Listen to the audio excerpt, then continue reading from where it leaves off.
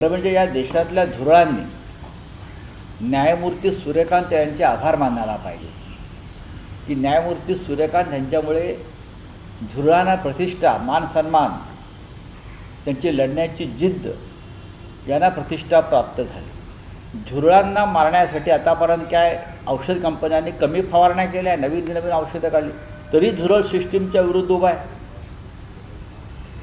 आणि ते झुरळ किती ताकदीचं आहे हे न्यायमूर्ती सूर्यकांत यांच्यामुळे जगाला कळलं।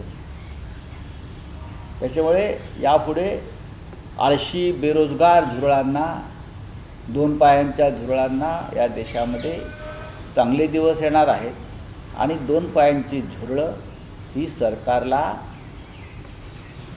सळो की पळो करून सोडणार आहे।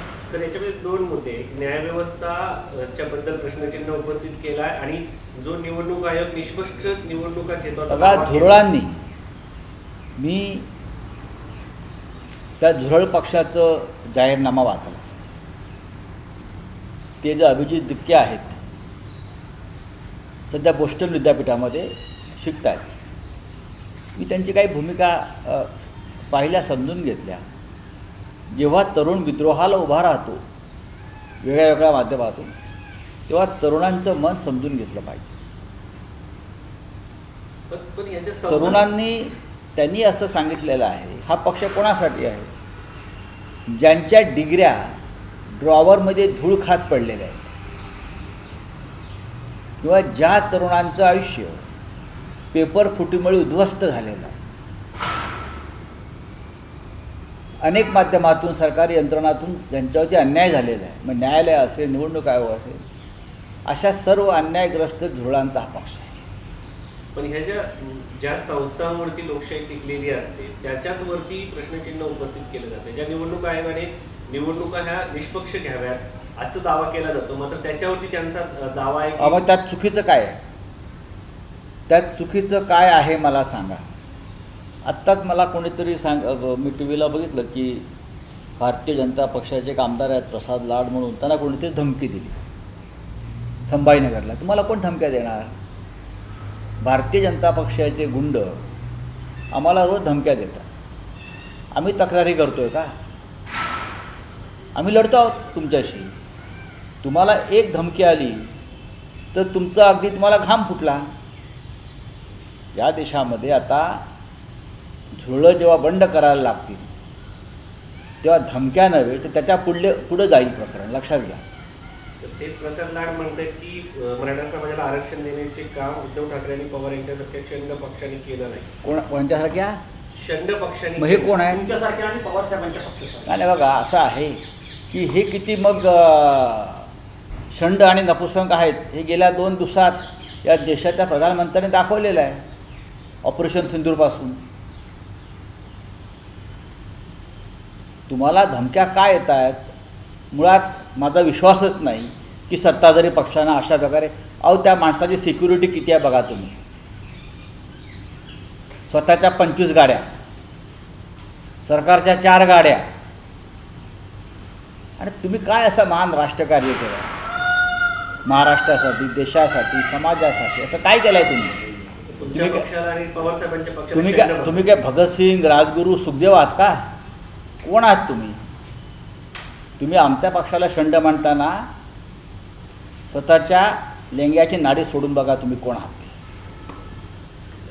ते प्रसाद लाड जे मनोज जरांगेंना टीका करत त्यांना भेटायला चालले जातात, हे बघा, सोडून द्यावं। तुम्ही कोणावर चर्चा करताय दिल्लीमध्ये? इथे राष्ट्रीय प्रश्नावर चर्चा करा। प्रकरण, आरक्षण वगैरे हे जेव्हा महागाई, बेरोजगारी असे प्रश्न शिगेला पोहोचलेले आहेत, पेट्रोल डिझेल मिळत नाही लोकांना, त्यावेळेस जाणून बुजून निर्माण केले जातात असे वक्तव्य करून बघा, लोकांचं लक्ष विचलित केलं जात आहे। हे सगळे लोक, भारतीय जनता पक्षाचे लोक जे आहेत, हे महाराष्ट्र असं देशभरामध्ये ज्या रांगा लागलेल्या आहेत, पेट्रोल, डिझेल, रॉकेल, LPG, त्याच्यावरती मत व्यक्त करत नाही।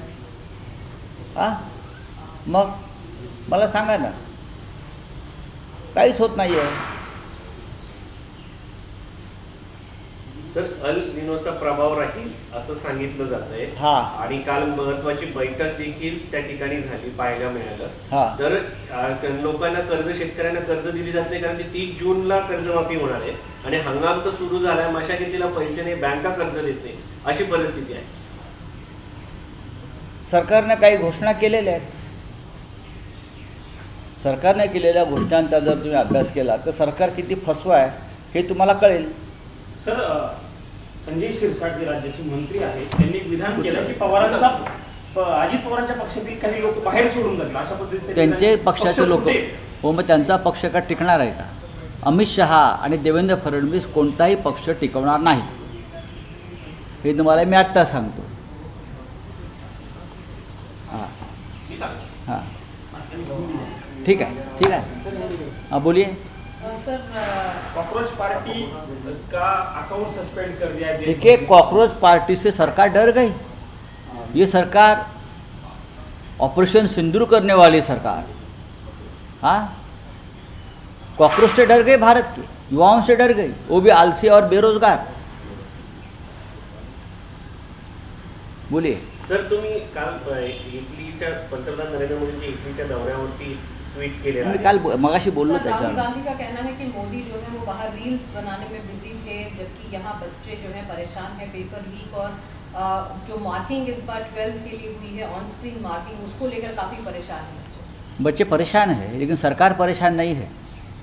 सरकार को परेशानी होनी चाहिए बच्चों का दुख देकर, लेकिन सरकार परेशान नहीं है. तर एनडीएचे जे दिग्विजय सिंग यांच्या अध्यक्षतेखाली बैठक पार पडली संसदीय समितीची, त्याच्यामध्ये एनडीए मान्य करायलाच तयार नाही की पेपर लीक झाला म्हणून. ते म्हणतात की सीबीआयच्या तपासात जर ही गोष्ट leak अरे, झाली- मूर्ख लोक आहेत ते. या देशात आणि तरुणांचं वाटोळं केलेलं आहे या लोकांनी. बरं, केंद्रीय शिक्षण मंत्र्यांचा राजीनामा घेतला पाहिजे. महाराष्ट्रात पेपर फुटले, राज्याच्या मुख्यमंत्र्यांनी जबाबदारी घेतली पाहिजे. काय करताय? हां, तुम्हाला धमक्या नाही, ते तुम्हाला रस्त्यावरती आणून लोकांनी जाब विचारला पाहिजे. एबीपी माझा, उघडा डोळे बघा नीट.